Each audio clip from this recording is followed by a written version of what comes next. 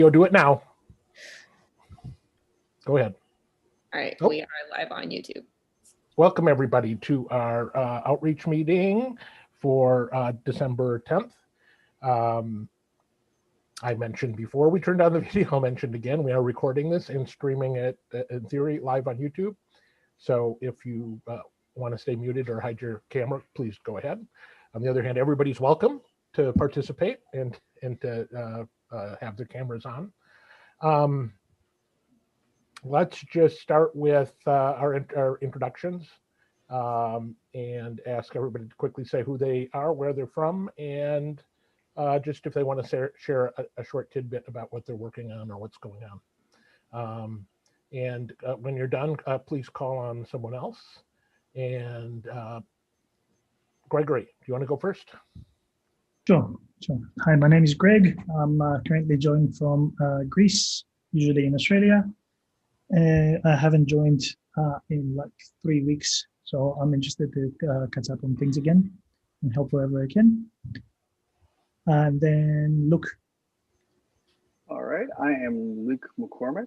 I'm a web product manager in San Ramon, California. I originally joined the Backdrop project because I thought that Drupal was not reaching out to a big segment as much as it should, and so I'm very, driven to be in the outreach meeting, and I finally have some progress to report today. I'll listen to Matthias. I'm Matthias. I'm an online marketer living in Switzerland. And what I'm currently doing is trying to improve the visibility of the Backdrop project, especially on Google.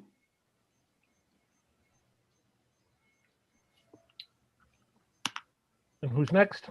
Oh, sorry. Phil? Joseph? Yeah, I'll go ahead and go. I suppose I could turn my video on here. Sorry about that. Phil Ward out of Wichita, Kansas. Here to kind of see how I can help with, trying to get some outreach stuff. I've 13 plus years with Drupal and beginning to move to Backdrop as a long term. So, I want to see where I can help out and try and capture more of our Drupal brothers and sisters and, bring them over to Backdrop. So, So who we got? Zabarsi? Arbiter, yeah. My interest is in creating a beginner's guide to Backdrop for newbies to Backdrop and to CMSs in general. Something that is a good starter place for people to see how it's all put together. So I've written 3 parts to it already. I'm editing those and working on a 4th part now. And so when I get that finished, then we'll have something that we can steer people to as a beginner's guide to getting started. And I'd like to have a video at some point of taking people step by step through creating a website. So, thanks. Let's see who's left. Joseph. I am Joseph from Las Vegas, Nevada, and I'm a backend developer. Been working with Drupal for a long time. I'm just here to listen, see how I can help. And I think, did Jen go? No, Jen, can you introduce yourself? Hi, sorry. I'm Jen Limpton, calling from Oakland, California. I am very busy this week, but here in spirit. Let's see.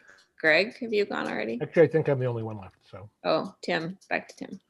Yep. I'm Tim Erickson. I'm here in Deerwood, Minnesota today, and I am also having a really busy couple of weeks. So having a hard time keeping up with my Backdrop stuff, but we've gotten a few things done this week. So looking forward to this meeting. So we have a list of things, a preset agenda here, or that we sort of go through every time. And I'd like to kind of skip over that or skim through it quickly. we have a couple of things that we're going to talk about today, a little bit about analytics maybe. Sarvashri mentioned this video, and Phil wanted to bring up telemetry, and we'll talk a little, at least touch on each of those things. Some of the things that I think we need to do every week is, or at every outreach meeting, is check our dashboard announcements that we have. And I just opened that up, and I feel like last time we talked about this, I was supposed to update those and I didn't. But I will try again today after this meeting. But I'm just looking for suggestions on anything newsworthy that should go into the notifications feed that shows up on the dashboard for backdrop sites.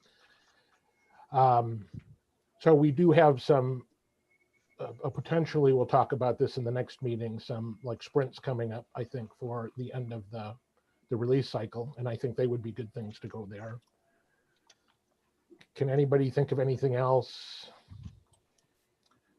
Just the code freeze, sorry, the feature freeze is in 3 weeks. So maybe we're gonna call people to action if they wanna take things in for one evening. Exactly. I think that would be the obvious one. If anybody else can think of anything else that should go into that, I think we've been doing okay, it's mostly been me. I've been doing a not so great a job the last month or two. Overall, I'm fairly pleased that hasn't been too stagnant. One of the things we don't want to do is let that backdrop news like be 6 months out of date, because that just looks bad. And I don't think we've gotten there yet, but we're getting close if we don't get some updates today. Also, I'll just mention, I've also not been tweeting as much as I normally do lately. If anybody has any thoughts on things that we should be tweeting about, please let me know. We also, during the backdrop live promotion period, we started to use our Facebook page some, but we really haven't been keeping that up to date. So if anybody is able to help out with those things, or really, I think if somebody said, hey, Tim, tweet about this, I would do that. It's just sitting down to think of things that I haven't had time for. So I'm the enthusiastic Facebook user of the group. So I think I got access to that, although we were still trying to figure out the thing. But anytime you tweet, nudge me, and I'm happy to pull that into Facebook world in whatever appropriate way I can, and then respond to comments and do all that kind of stuff. Sounds good. I'm sort of skimming through. We have external mentions is something else that we promote on our website, and I know that there's no one person responsible for that. It's sort of randomly people chime in. If anybody sees any articles or stuff about backdrop anywhere on the web that isn't in our control, we like to link to it on our website and let us know about those things. If you're unaware, look at the mentions section on backdrop.org. Let's talk briefly about videos. That's something that normally comes up or is a regular part of our agenda. And I know Sarvashri wanted to talk a bit about that. I'd just like to sort of comment that, one of the uncomfortable things for me at all these meetings is all the great ideas we have. And sometimes it's just a matter of resources to get them done. And so if we're talking about doing new things, I think we should be thinking about like, okay, what is blocking us from like creating more videos is not a new idea. It's like, why is there something we can do to push that forward? That would be really helpful. I have been pledging for the last 6 months to make more videos, and I just, especially lately, not have had time. If anybody else would like to help with videos, or I don't know, what do people think about that? So Sarvashri, did you want to say something about your current need or what you were looking for? What are you using to create videos? Do you use Camtasia, or do you have just record a straight through video from your system, or what? So I think this is a great point. I think having a resource for anybody that might want to do this for the first time would be great. And I don't know, I think we might have like an issue in GitHub with some ideas for what tools to use. Personally, I just use, or I did the last time I did videos, I was still on my Mac laptop, and I just use QuickTime to do screen recordings. There are plenty of other tools. I've switched over to a Linux machine and I haven't made any videos yet. So I'm not quite sure what I'm going to be using when I try next. And so I'll be looking for recommendations from folks that. One thing I'm thinking is that videos get out of date very easily, and then the whole video is bad. So I think we should have a series, maybe of 10 videos or something like that, a course essentially. And each part of the series, like a number 1, number 2, each part of number 1 should be in very small segments that could be replaced.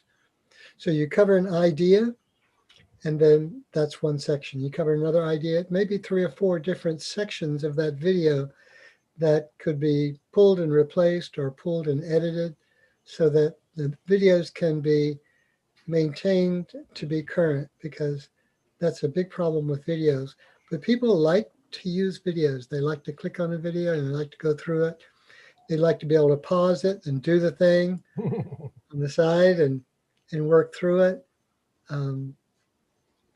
It could be done in text, but it sure is nice to see people. And one thing I think that would really help in creating videos is to bring in somebody who is new and has never created a website before. Mm-hmm. And then somebody who's very knowledgeable lead them through it. Mm-hmm. So they're talking to the person leading them through it, because the problem with developers is they know too much. You know? And so when you try to get somebody started, it's like, wait a minute, FTP, everybody knows what FTP is, and so forth. And so they don't know the lingo, they don't understand what you're saying. And I think to be able to get people started, we really need to take people step by step, especially with a lot more people needing to create businesses and to create an online presence after this pandemic. We have about 40% of the population in the US has lost their job. Right. So there's a huge need. So I'm looking at the videos that we have. Like I went into while we're on this, I went into the backdrop.org resources tab and found, I was looking for, like, so where are our videos? And it seems like the link we have to videos is a bunch of links. There's 6 links for different topics that pull up keywords to YouTube videos. And just clicking through there are dozens of videos there. And I think there's very little visibility, like, to the stuff that we have already. So I think a very low hanging fruit, like a not very hard thing, like something that I could do once I get rid of other things, is just curate these, just bring them, surface them a little bit more, all or some of them, so you could get Sarbastri's like low overhead approach to it. Yeah, I haven't been through all those videos, but maybe you could create playlists for different, just using those same videos. If there's a playlist for beginners getting started, you could pull some videos into that. That'd be something to get started quickly. Yep. Yeah, I think some kind of curation process for that would be an easy win, and then we can locate gaps and fill them in. But right. I mean, I think whatever's there is probably not really getting its due as it is. I have tried to tweet about them from time to time. And for those who are kind of new to this, like a lot of things in the Backdrop community, we do have a number of sort of playlists and channels in our YouTube thing. And primarily, I think the way they currently get curated is just every once in a while, Jen or I mostly, or maybe Gregory, I don't know if you get into that every once in a while and move some videos around or put that, because every once in a while I'll stumble across a video on YouTube that isn't listed like in our, we have, what do we have playlists for right now? We have outreach meetings, virtual user group meetings, instructional videos, featured presentations, design meetings. There are some like presentations that have been done at camps that aren't in any of these current playlists. And, you know, like, so if you see something like that and it's not currently listed in one of our playlists, you can let us know. We can get that added. I do have, so one of the things I'd like to just talk about is we keep saying we want more videos and talking about what would make good videos. But the question is like, what other, you know, the obvious thing, the time is just blocking us. How do we get past that? Do we have any ideas? Is there a way that we could do better recruit people to make instructional videos? Well, that was kind of the implementation of my suggestion to curate, because anybody coming in without like a kind of a comprehensive overall knowledge of what's there, it's very difficult to know where to start. To, you know, if you're too far off either way, it's just whatever time you put into it, and it can be considerable time, is not, you know, it's not going to be all that leveraged. It's hard to know if you're duplicating work that's already there, or if you're being obscure when more obvious things are needed. I don't know. I just tend to think that in order to add to something, you have to know what's there. Right. Can I throw out a quick idea on that? Just kind of listening to some of this conversation. The idea came to me to create, so you know how a business website will have a careers section, and it goes through and it lists jobs. Why don't we create something similar for the Backdrop website, where you come in and it's kind of like, hey, you know, here are things that need to be done. You know, these have been brought up in the community. This is what we would like to do. I think we also need to extend it a little bit further than just say, hey, we need instructional videos. I think we need to come in and say, we need instructional videos to do this specific thing in views. We need instructional videos on this, you know, how to create layouts to do these things. So as opposed to just blanketing, we need videos, detail them out, you know, but also break that page out in such a way that it's like, hey, from a programming standpoint, on core, here are issues on core that we need help with. We just don't have the resources, but from a programming standpoint, this is how you can help. From the video standpoint, obviously, from a marketing standpoint, this is what we need. Hey, we're looking to update our logo. We'd love to have some designers come in here and offer some suggestions and help with, you know, from the marketing side.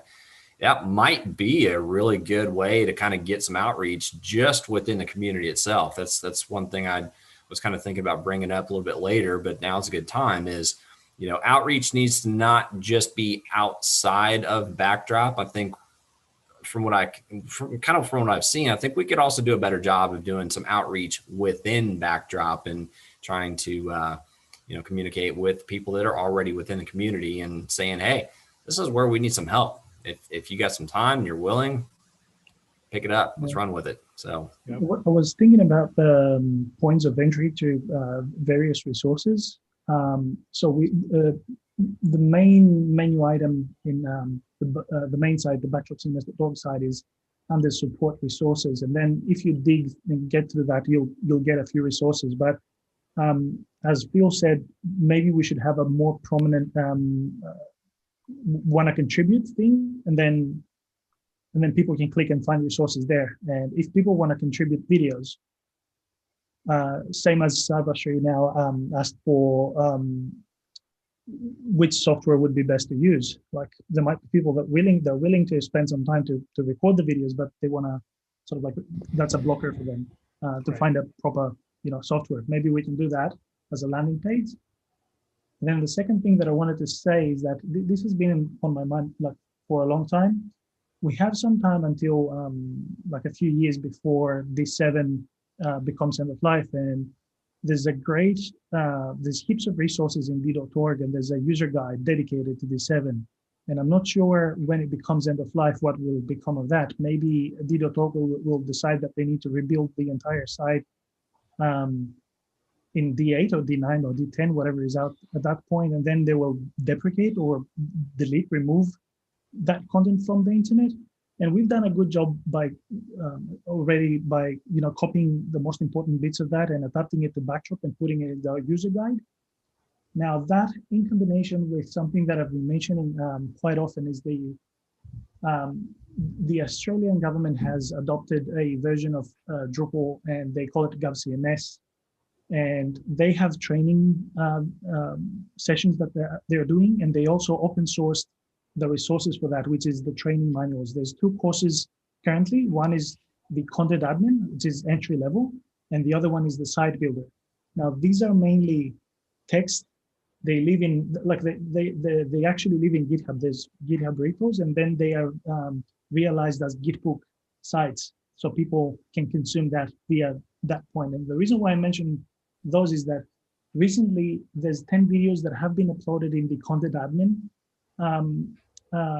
manual, and these are like very plain: how to log in, how to log out, homepage layout overview, how to access the content management areas, short videos, right? But in general, since this is open source, and since also the Drupal 7 user guide is there, it's a good resource to sort of like copy and adapt, because 80% of the content will be applicable to Backdrop. We just need to edit the bits that differ or add the sections about the new features that got into Backdrop. But that's quite it's a big chunk of work for that to be done, right? Maybe it needs to be an initiative. I don't know. Just wanted to put it out there. I'll share the link to the Gov Cms Training Manuals, because I guess that everyone can find the Drupal.org Right. D7 manual. So what I'm going to do is. So again, I'm really interested in ideas about how to implement all these great ideas. And I think, Phil, your suggestions were sort of spot on. Is like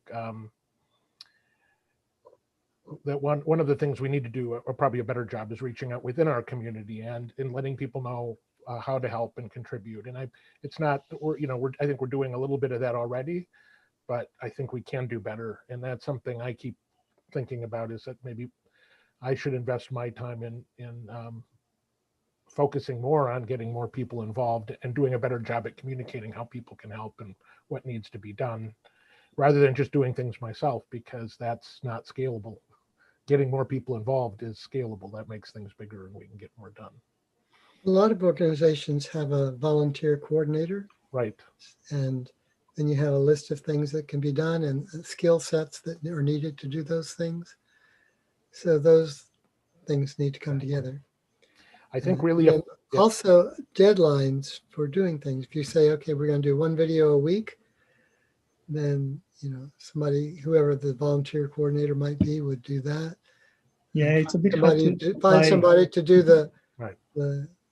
When people are contributing their free time, it's a bit hard to sort of like impose deadlines on them, and it's sort of like contributing to open source in general should be fun. The moment the deadlines come into play, it spoils all the fun. That's at least for me, right? So we need a living line instead of a deadline. Exactly. I think maybe on some of those, I mean, I'm not opposed to deadlines, but setting the expectation of the deadline up front before somebody accepts it. For example, if we have this page that said, hey, we need this front page video, and we would love to have this done by January 31st of 2021. Is anybody out there willing to do this? So kind of more of a goal deadline, as opposed to like you said, Greg, setting people to a hard deadline. I agree with you on that 100%. But sometimes when you don't set the expectation of when it needs to be done, it will float out there forever, because, people are just like, it'll get done when it gets done. So I guess maybe kind of create a nice little blend between the two. So yeah, but by the way, this is the reason. Well, sorry. Yeah, go ahead. This is the reason why we called our blog series on the German website the Module Monday, because we have to deliver on Monday. Right. And 2 weeks ago we did deliver, no problem. But at least we're where we have discussions. Can you write something? No, it's not possible. No one care. But this is a good way to get people working. I know in my own experience, if I don't set myself my own deadline of some sort, it just keeps getting put off and do it later or whatever. Mm. So it's good to have something, And a goal to do. I think a goal is better than yeah, and a deadline. I want to congratulate Matthias and your colleagues for your Module Mondays and your success rate so far. You've really kept that going, and I've been a bit inspired by that and trying to figure out how do we sort of reproduce that. And my guess is that one of the keys to your ability to do that is that you've sort of kept it simple and focused, right? You've got one thing that you're working on, which is these weekly blog posts, and you're not trying to do 8 different things at once.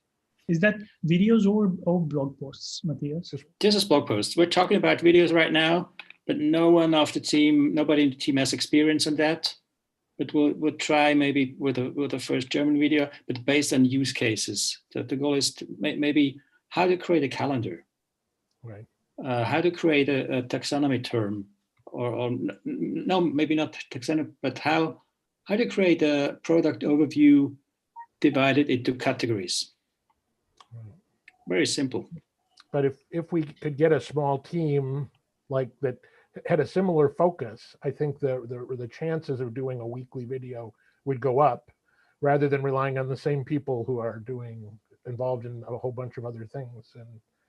And so that would be like, yeah, I think the same for blog posts. Yeah, it's like if we could get that model working for backdrop.org, where we had a weekly, any kind of blog post, a module blog post or anything, on a regular weekly basis. We have tried to do that before and asked people to volunteer to do different articles, and I have stepped up and volunteered. But then at the next meeting, I volunteer for 3 other things, and it just doesn't happen. And it's partly a discipline problem for me, but it's also, as an organization, I think we just need to think about how we manage this kind of set expectations and help people get things done. How about the thing that I mentioned, the point of entry to those videos? Like we have the videos on YouTube, yeah, but people need to really look for them or know that they can find them there. Sure. And as I mentioned, linking them from documentation, like finding the respective video and the respective documentation page and saying, oh, we discussed this topic here in our handbook, right, but hey, there's a video about it as well. Here's the link to it. And may I point out as well that sometimes it's much faster to just record a video than trying to write something, type and get screenshots. So it might be a lower sort of like hanging fruit for people that are interested in contributing documentation. Okay. The user manual could have links to all the videos for each section of the user manual. Short ones, exactly. 1 minute, 2 minutes. Could we just embed the videos in the user manual? Because I'm kind of looking here right now. Honestly, you come to it, it's overwhelming. You got lots of text, lots of links, and the video archives on YouTube is down, kind of tucked away in resources. I'm sitting here looking at it going, where's the video? I'm on the very opening page, Backdrop CMS user guide, getting started. And it's like, there should be a little video right there that, just quick 30-second, 1-2 minute video or something of that nature that somebody can click on. If you go into sidebar navigation, it's like, we're going to focus on a video that's just the sidebar navigation and, have a little 2-3 minute video on that. But I think maybe just embedding the videos in the user guide itself, I think that would be absolutely huge for what we're trying to accomplish on this. Yeah. But right now we got to figure out how to get those videos made. And right, exactly. I think we talked about a documentation working group a while back, and I think that's sort of on hold due to the lack of resources. And really, again, if somebody could step up and really lead a documentation group, I think that would mesh with these videos. In fact, it could be part of it, right? Documentation is written and video. I think we need to move on to some other topics because we got a couple more things we want to cover before the end of the meeting. Let's talk about,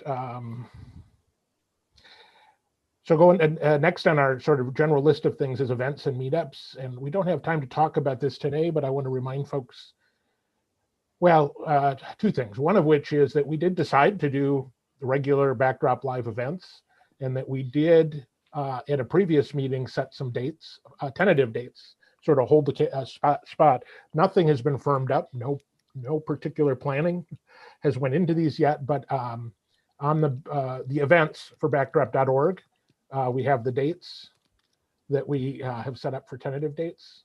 I'm just going to read them out real quick. If you go to the events page on backdropcms.org under news and events, we have the next one is scheduled to be March 13th. And then we went ahead and put July 10th as another Backdrop Live. So I think it is important that we start planning those, but obviously I don't think we have time right now.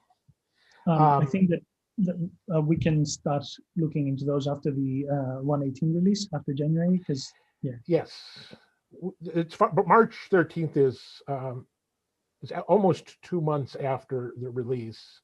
Exactly. So that gives us time and I think that we intentionally put that date there because we sort of like accounted for that. Yeah. Yep. So an overlap with videos and events is that if we do online events and record them, we get video content. It's not the kind of content that we would put in the midst of our documentation, and it's not quite what Sarvashri is talking about, but I still think it's valuable. Like, for example, our virtual user groups. One of the values of doing virtual user groups was that we recorded them and anybody could watch them later. And I do have some thoughts on getting something like that going again, but I think I want to get to the other agenda items first, and then if we have time, we'll come back to that. And how about we recap the recent meeting for the Ready to Wear initiative? Exactly. Let's do that now. Yeah.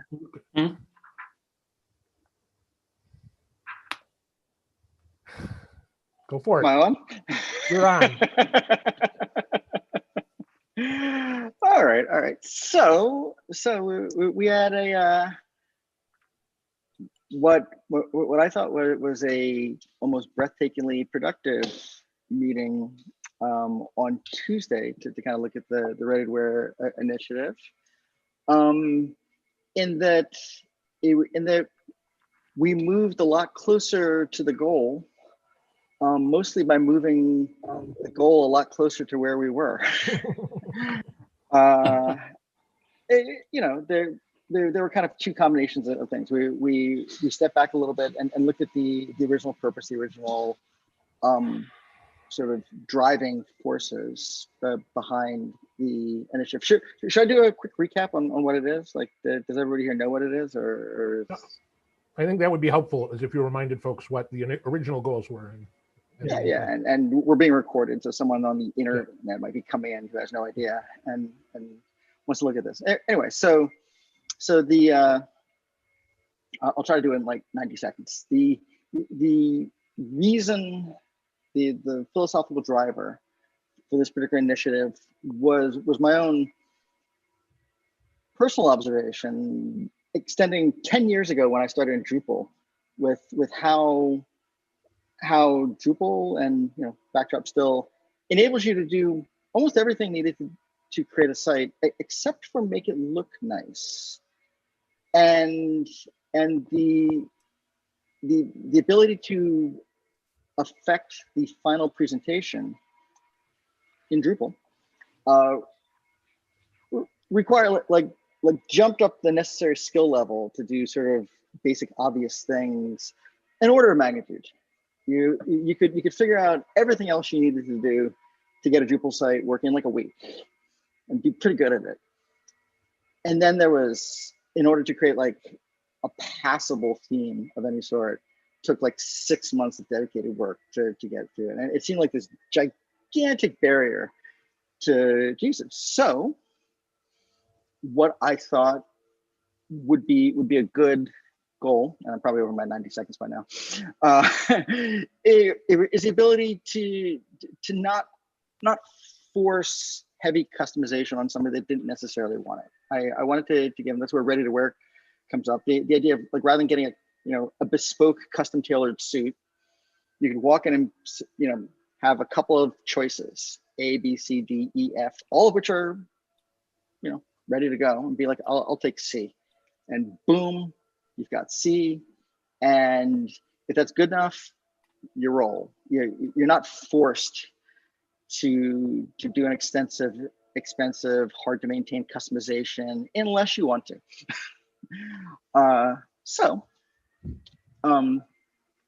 The approach to that, I mean, one thought is to choose to have themes that are ready to go, and that turned out to be a less complete answer to the question, because it turns out there's lots of other factors involved in making a site look nice, other than the theme, especially since in Backdrop, we've split off and narrowed the definition of theme by having layouts, for example, and color modeling, various other things. There's other pieces to it that are part of the thing.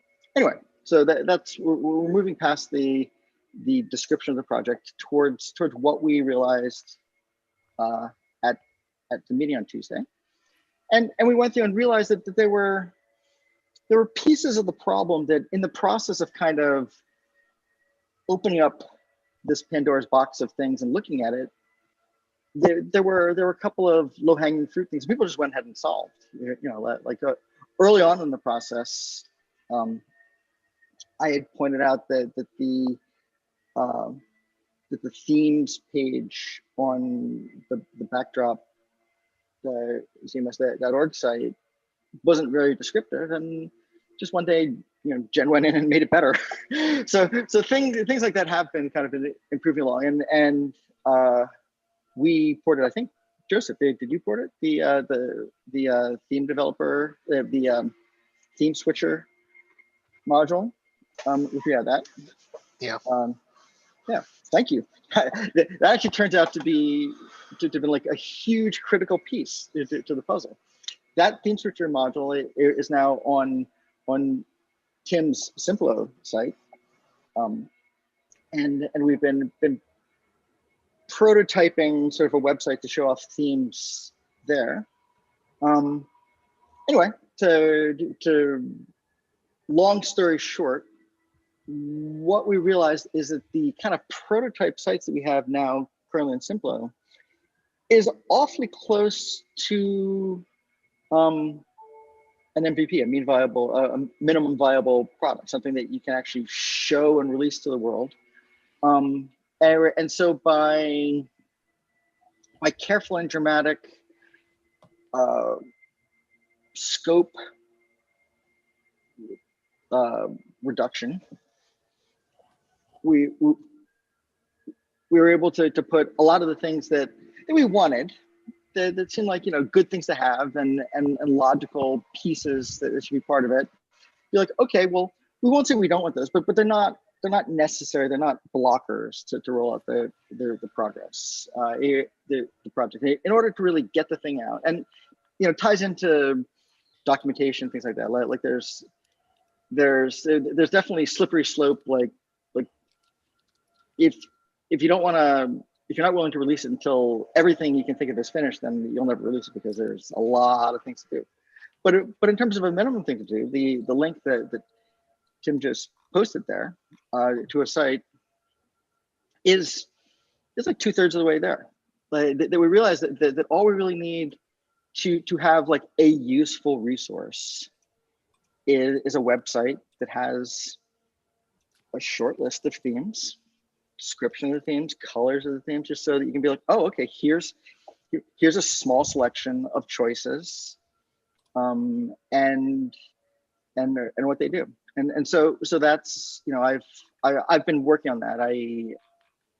I've got content types and things like that are kind of behind the scenes there. So there's not that much visible externally from what we did, but I think the end is actually pretty close in sight. That the initial minimum viable product is going to be a small website with a list of themes and the ability to try out those themes with a small set of sample content.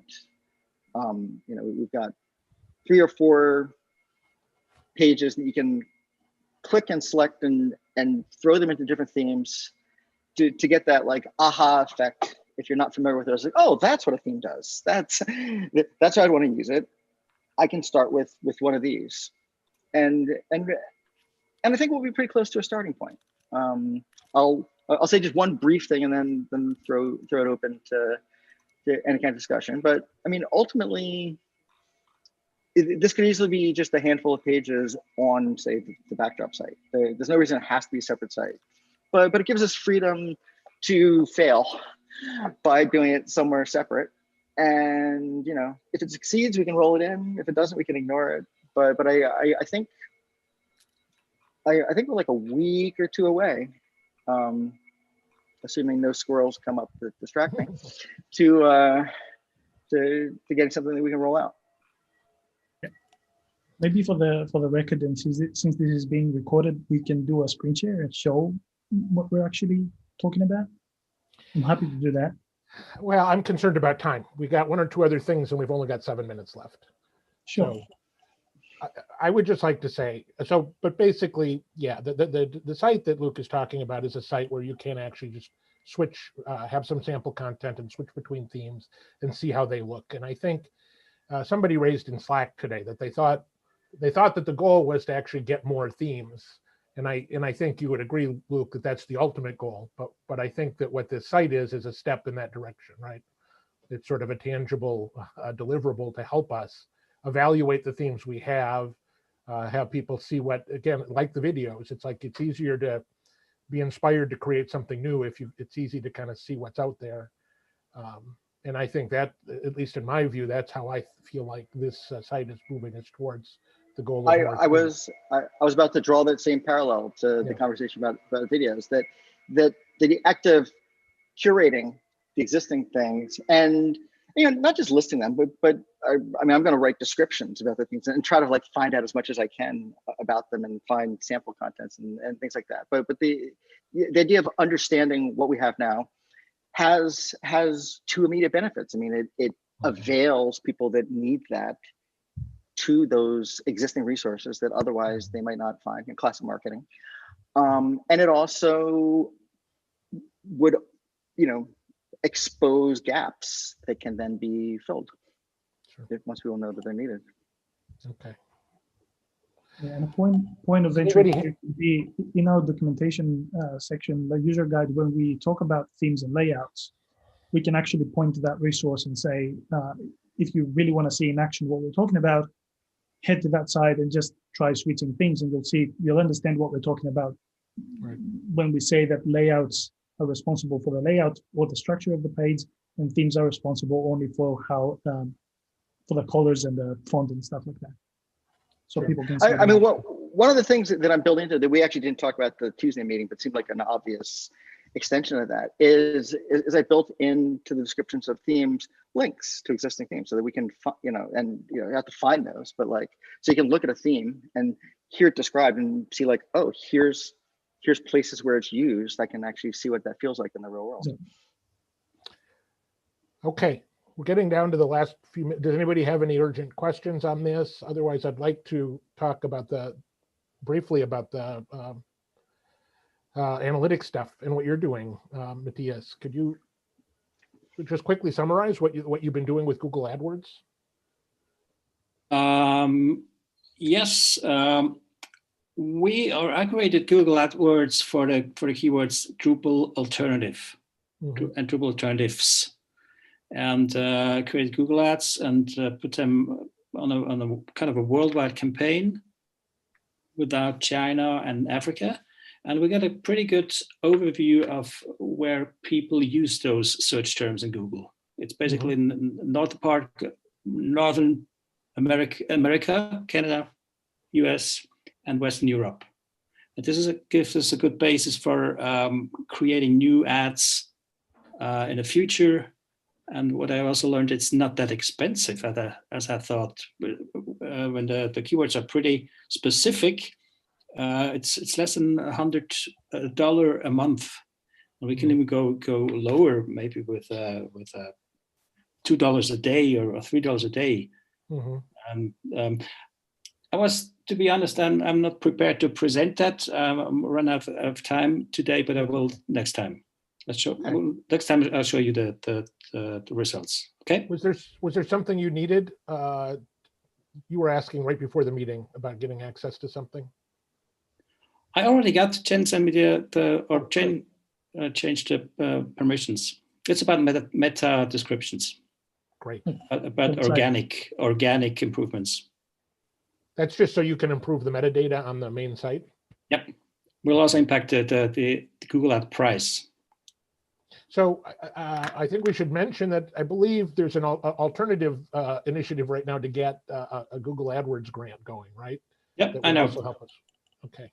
Yeah, I just want to mention that for everybody else, that they know we're working on getting a Google AdWords grant. Do we know where do we have an update on that? I don't. If Jen is listening and wants to jump in, she can, but I think that where we were left last time was that there were certain things that needed to be sorted out with the software consultancy. Well, yes. Jen's unmuted. Go ahead. Yeah, sorry. There's no update. We have been bugging the Software Freedom Conservancy about their legal stuff. And I think, so the way that their system works is you can send an email to a specific address and it opens a ticket on their side. And so because we weren't getting any response from our direct contacts, I opened a ticket by sending an email to that address and basically said, we're going to do this. Stop us if you don't want us to. And then Laren had to create an organization for them on TechSoup, which I think is the governing body that does the verification. And so now, unfortunately, we need them to be involved because they need to do the verification part in order to prove they're a nonprofit. So I think we're kind of stuck. Got it.